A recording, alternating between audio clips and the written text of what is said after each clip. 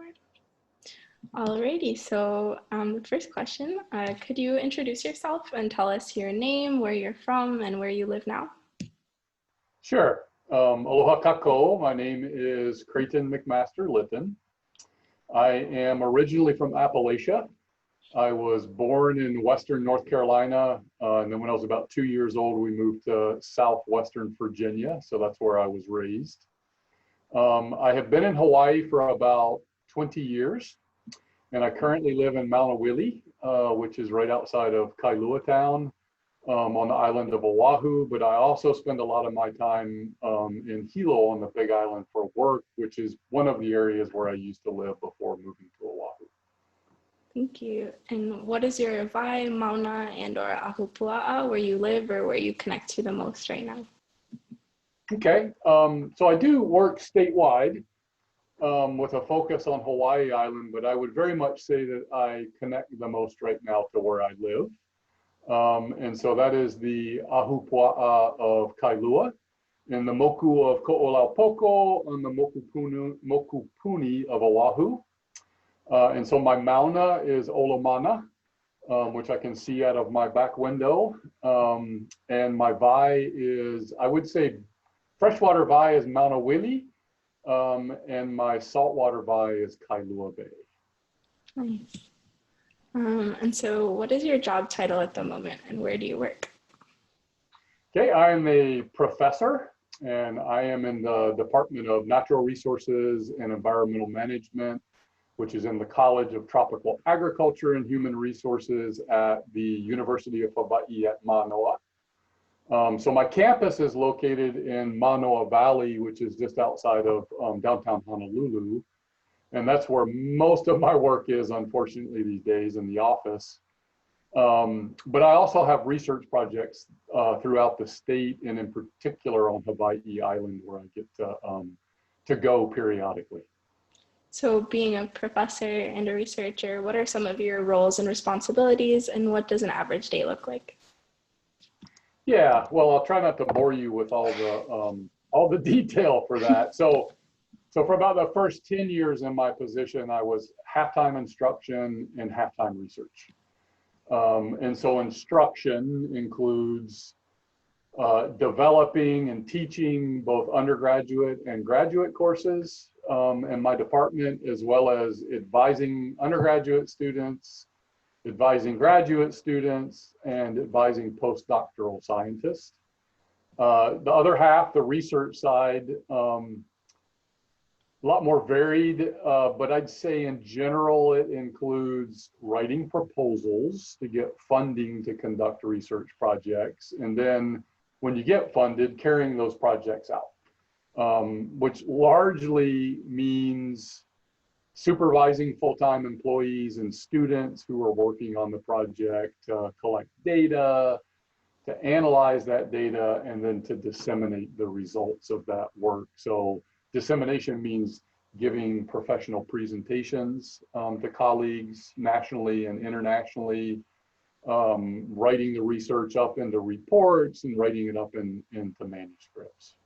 So that's what I did for the first 10 years, probably more like 12 years. And for the last 3 to 4 years, I've been half-time professor, where I still do the instruction and the research. And then the other half of my time, I'm currently the director of the Undergraduate Research Opportunities Program at UH Manoa, which is a program that provides opportunities for undergraduate students to engage in faculty-mentored research and creative work projects outside of the classroom. So I help run that program, and we distribute a little over $500,000 in funding a year directly to undergraduate students to do this work, which is awesome, right? I am where I am today because I had those opportunities as an undergraduate student. So it's really nice to kind of pay that back in that administrative role, although administration is not my ideal professional activity.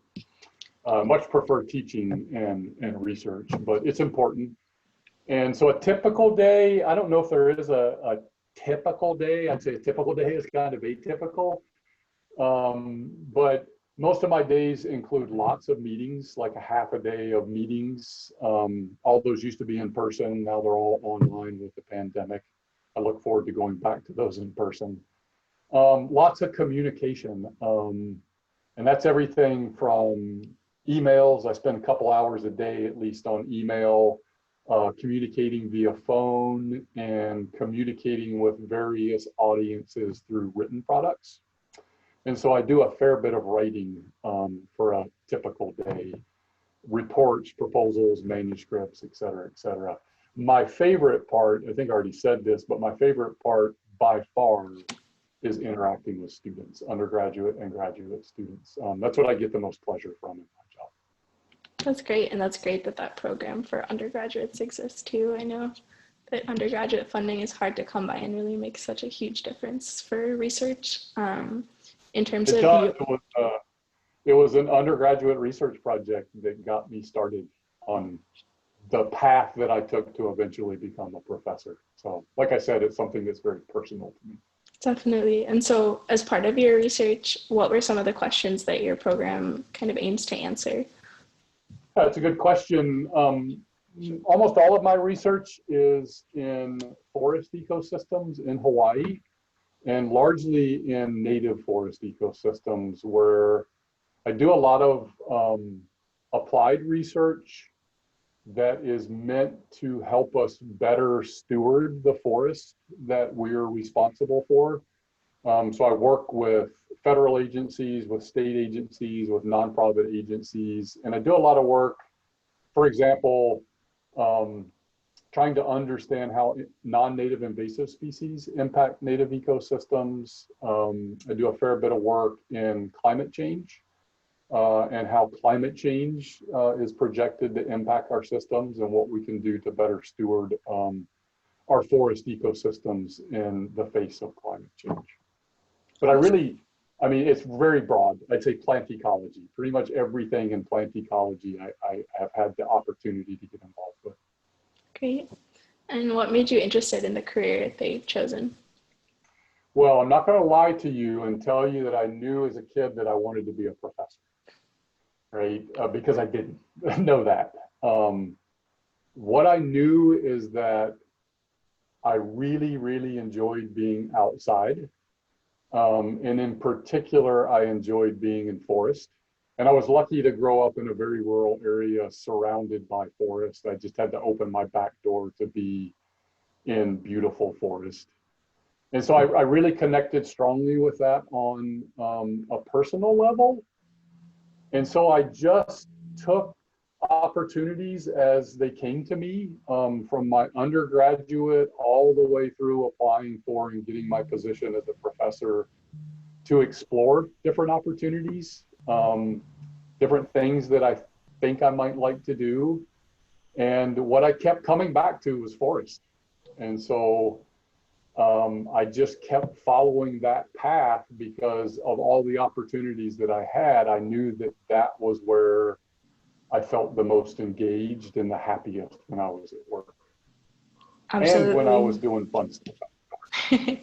So this is a perfect segue. So this pathway through forest and outdoors related activities, can you tell us a little bit about your academic pathway and what kind of degree or degrees you've pursued to kind of get to where you are today? Yeah, so I went to a very small liberal arts undergraduate school in southwestern Virginia that was about 10 or 15 miles from the Tennessee border. And it was very rural setting. It's called Emory and Henry College.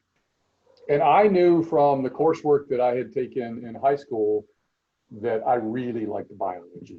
And so I knew on freshman orientation day, the first day that I was on campus, that I wanted to be a biology major. I was the only student in line to be a biology major. About 2 years into my program, they introduced a new degree in environmental science.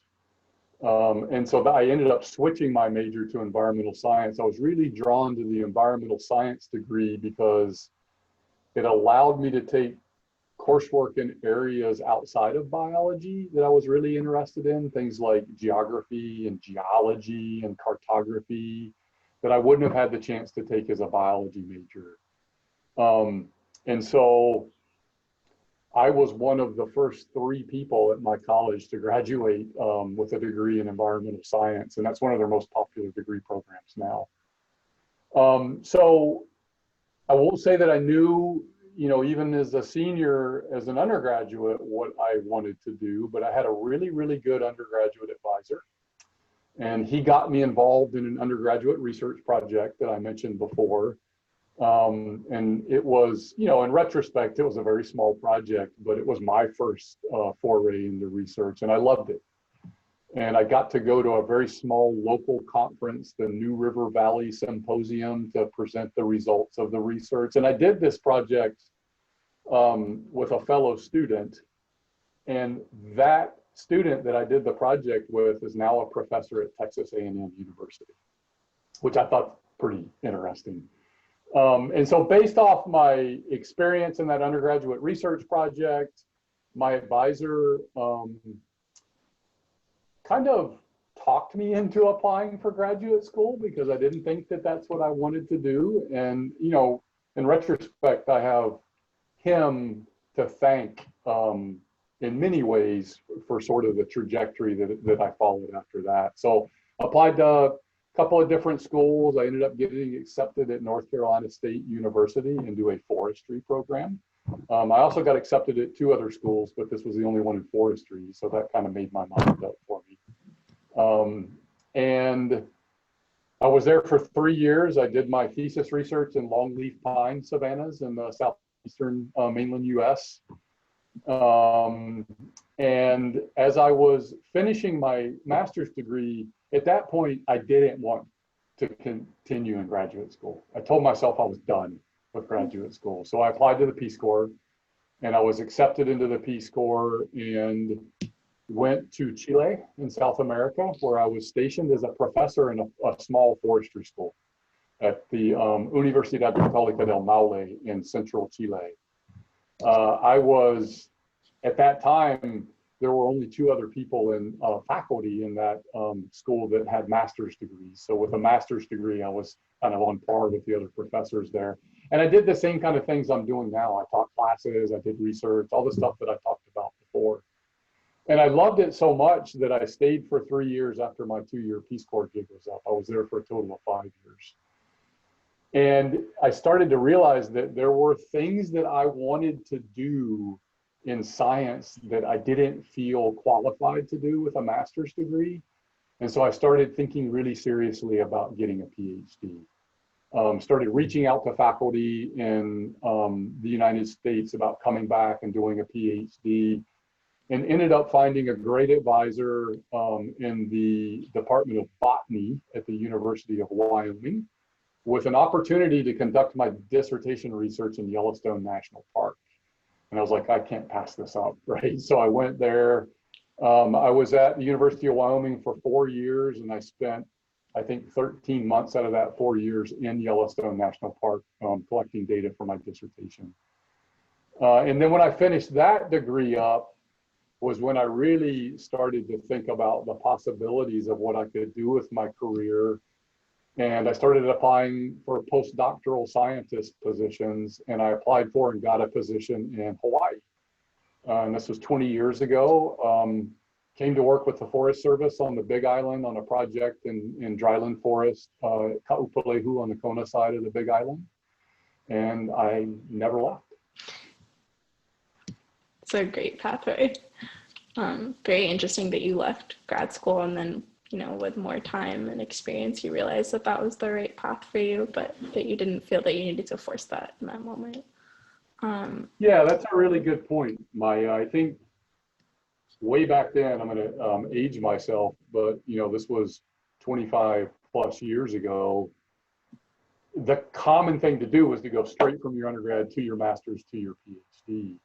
And that's very much not necessarily the case now. You certainly see that, but in my department and in my university, we see what we used to refer to as non-traditional students, right? That aren't coming straight into graduate school from undergraduate. but they're more typical. So I think the non-traditional is a misnomer now, but you don't have to get your graduate degrees right away. As a matter of fact, it can be incredibly valuable to get several years of work experience before you go to get your graduate degree to help inform what it is you're going to get your graduate degree in if graduate school is of interest to you. I wouldn't have known without spending those 5 years working in South America exactly what I wanted to do for my PhD. And so taking the time to figure out what you want to do before you dive into graduate school is a piece of advice that I would give anybody, because graduate school is always going to be there. And you also don't technically need to go to graduate school, but for a career in natural resource management or in an academic career, would you say it's pretty much you need it eventually, or? I'd say it depends on what you're interested in doing. And that's a really good point, Maya. We have lots and lots and lots of people employed in natural resource management in Hawaii with undergraduate degrees, and they do wonderful work. Anytime you start to think about upward mobility in an organization, which is typically associated with bringing your salary up, then that's when graduate school tends to come into the picture as being something important to consider. So if you know you want to be a professor, you have to go to graduate school, right? But if what you know is you want to work in natural resource management, but you're not 100% sure sort of what role you want to take in that, then that could be a really, really good time to take some time off between undergraduate and graduate school to figure those sorts of things out, to figure out, do I need a graduate degree in the first place to do what it is that I want to do? And if I do need a graduate degree, then what's the best path for me? And getting some professional experience is going to help you answer both of those questions. Okay. And I know you mentioned that, undergraduate research was really important for shaping your future trajectory and kind of showing you that you did love research. So were there any other types of professional development experiences kind of before or after that helped you get where you are, such as internships or summer programs? And if so, and even if it was just the undergraduate research, what were the skills that you felt that you gained there that really helped you and were important for the rest of your career? Yeah, so I'm going to give you a little bit of a contrast here between what I had the opportunity to do versus what I see kids today have the opportunity to do. I grew up in a very rural area. It was a county that had one stoplight. And so it had very few professional development opportunities, very few internship opportunities. I like to think that that has changed a lot since I was in school, and I think it has. So there wasn't a ton for me to take advantage of in terms of paid or unpaid internship type of opportunities. But I worked from an early age to save money to pay for college. And so I tried to be as thoughtful as I could about aligning those work opportunities, after school opportunities, summer work opportunities with things that I thought I might like to do for a living, to try it out to inform that future. So for example, there was a period in my life where I thought I wanted to be a vet. And so I spent a summer working for a large animal veterinarian near where I grew up. And while I loved that experience, I also realized that's not what I wanted to do for the rest of my life. And I spent a lot of summers working on farms, and that's the same thing. I love that, but realized that that's not what I wanted to do for the rest of my life. And so it wasn't really until I was in college that I started to get exposed to other sorts of opportunities that could help me better define what I wanted to do professionally with my life. I feel like there's a lot more opportunities available today. And so that would be my piece of advice to anybody thinking about a career in natural resource management, whether it includes graduate school or not, is to get as many of these professional development opportunities as possible. Volunteer for projects, do internships, whether they're paid or unpaid, get as much experience as possible. And I think the main reason I'm providing that advice is that it helps inform what it is that you want to do with your life. I used to be on the graduate committee for my department, and we would get, 50 to 100 applications a year for graduate school in our department, and I'd have to read every single one of those. And they all start to look and sound really similar after a while. And it's really hard to differentiate students based off GPAs and GREs. So a lot of times what differentiated a student that got accepted into the department with funding versus one that didn't was, well, what sorts of experiences do they have? Are they able to articulate why they want to go to graduate school, right? I've had all of these experiences. I've done X, Y, and Z. It's brought me to this point in my life where I now realize that I need a graduate degree in order to do X, whatever my professional career dream job is. And so getting as many of those opportunities as possible helps you decide what it is that you want to do specifically. Like natural resource management, that's broad, right? It's very broad. It could be marine, it could be terrestrial. Within the terrestrial realm, it could be any number of things. And so it's important to start to narrow your interest down a bit. So it's going to help you doing all of that. It's going to help you narrow your interest. And then at the same time, it's going to help you build your CV so that you're a stronger applicant for a job or for graduate school or for whatever the case might be. That's great. Thank you. And so, as you said, there's really a variety of jobs that within natural resource management.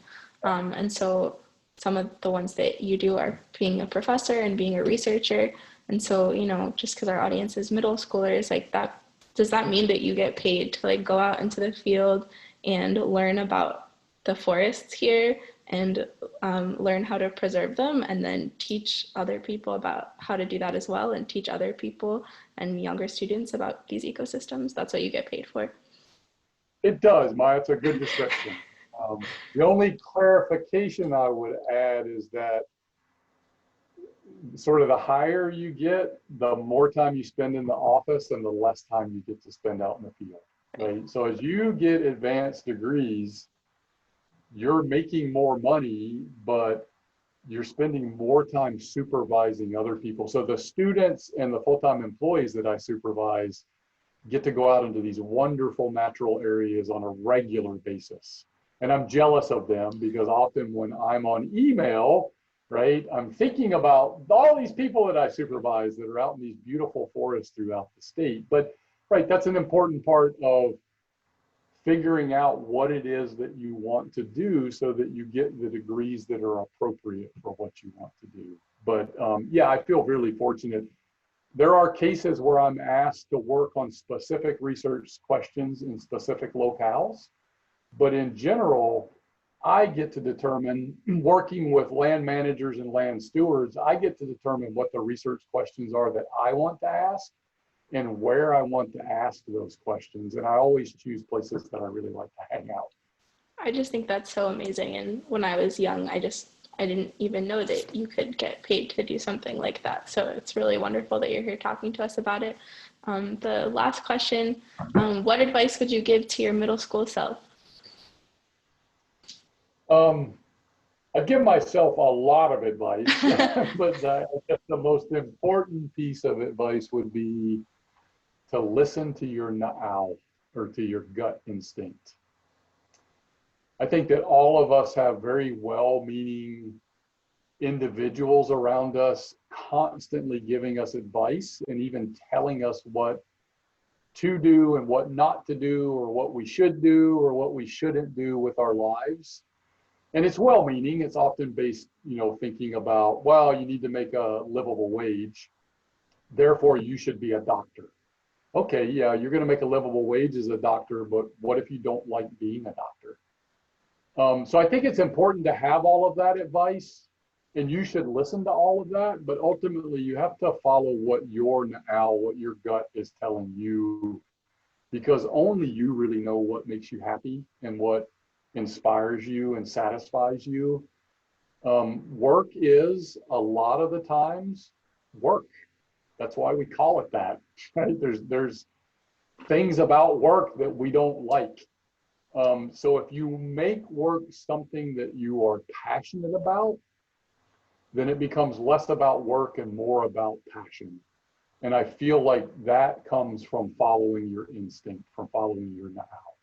So that would be the primary piece of advice I would give my middle school self, is listen to other people, but don't let other people tell you what to do with your life.